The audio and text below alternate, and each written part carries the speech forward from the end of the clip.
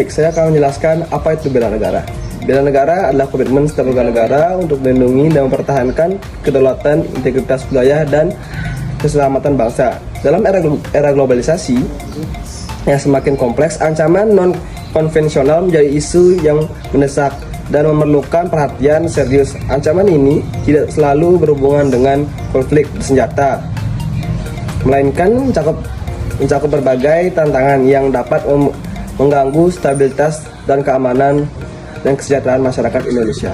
Terorisme adalah ancaman yang paling mencolok dalam konteks non-konvensional. Serangan teroris baik yang dilakukan oleh kelompok domestik maupun internasional yang dapat menciptakan ketakutan yang meluas dan merusak tatanan pada sosial. Metode yang digunakan oleh teroris semakin beragam, mulai dari serangan fisik hingga penggunaan teknologi seperti drone. Media sosial juga menjadi salah satu alat bagi kelompok-kelompok ini untuk merekrut anggota baru dan menyebarkan ideologi ekstremis. Oleh karena itu, pendekatan pencegahan yang komprehensif sangat penting, termasuk kerjasama intelijen dan program deradikalisasi yang efektif. Yang kedua yaitu siberisme. Kejahatan siber yang menjadi semakin kompleks yang mencakup perintasan, pencurian identitas, dan juga penipuan online. Ada juga dengan serangan terhadap infrastruktur kritis. Dengan semakin tergantungnya masyarakat pada teknologi informasi, dampak dari kejahatan ini sangat merugikan baik secara finansial maupun sosial. 3. Perubahan iklim. Perubahan iklim semakin diakui sebagai ancaman global, memicu bencana alam seperti banjir dan kekeringan. Dampaknya juga menciptakan ketegangan sosial dan ekonomi karena memicu konflik antar kelompok. Negara perlu merancang rencana adaptasi dan mitigasi yang melibatkan masyarakat serta mempertimbangkan aspek sosial dan ekonomi. Adapun beberapa strategi bela negara dalam menghadapi ancaman non-konvensional. Yang pertama, pendidikan dan kesadaran masyarakat. Pemahaman masyarakat tentang nilai bela negara dan bahaya ancaman non-konvensional harus ditingkatkan melalui pendidikan formal dan non-formal tentang toleransi, keanekaragaman, dan dampak radikalisasi. Selain itu, kampanye kesadaran publik melalui media massa dan sosial juga efektif dalam menyebarkan informasi benar dan mendukung partisipasi aktif masyarakat dalam menjaga keamanan nasional. Yang kedua, kerjasama antar lembaga. Kerjasama antara lembaga pemerintah, militer, kepolisian, intelijen, dan sektor swasta sangat penting untuk menghadapi ancaman terorisme dan kejahatan siber. Pembangunan sistem informasi terintegrasi dan berbagi data dapat meningkatkan deteksi dini dan respons cepat terhadap ancaman. Kerjasama internasional juga diperlukan karena banyak ancaman bersifat lintas batas seperti kejahatan terorganisir dan terorisme global. 3. Partisipasi masyarakat dalam keamanan. Masyarakat harus dilibatkan dalam upaya menjaga keamanan dan ketahanan nasional. Program-program seperti pelatihan bela negara, pembentukan komunitas peduli lingkungan, inisiatif kesukarelawanan dapat menciptakan rasa memiliki dan tanggung jawab bersama terhadap keamanan.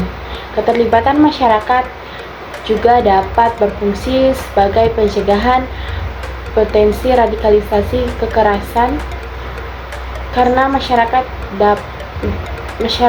yang teredukasi dan terlibat cenderung lebih resisten terhadap pengaruh negatif.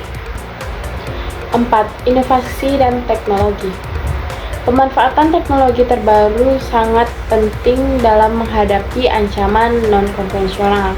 Pembangunan sistem keamanan siber yang canggih, penggunaan analitik data untuk mendeteksi pola ancaman, dan penerapan kecerdasan buatan dalam analisis intelijen dapat meningkatkan efisiensi dan efektivitas respon terhadap ancaman.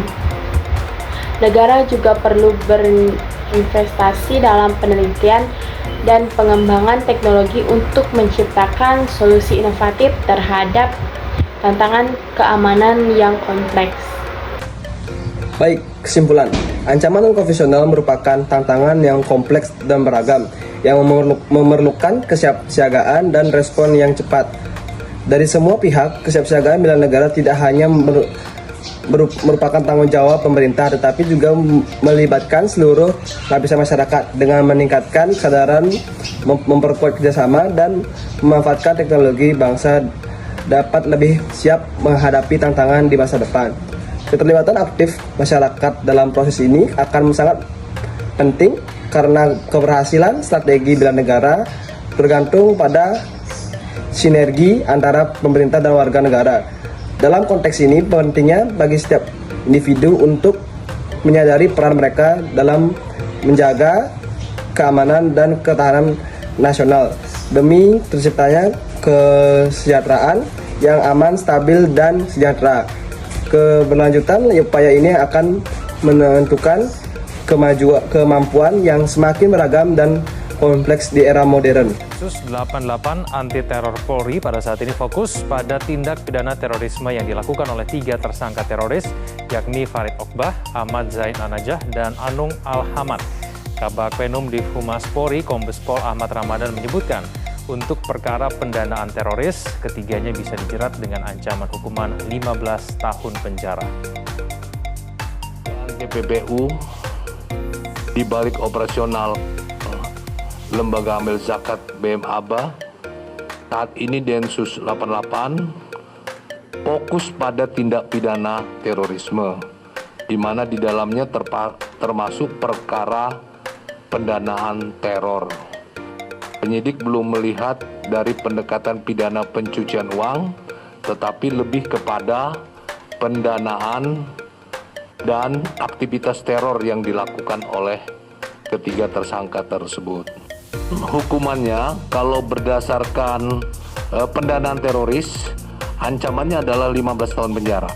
Mabes Polri masih terus mengusut aliran dana ke jaringan Jamaah Islamiyah yang salah satunya berasal dari Yayasan Lembaga Amil Zakat Abdurrahman bin Auf atau LAS-ABA.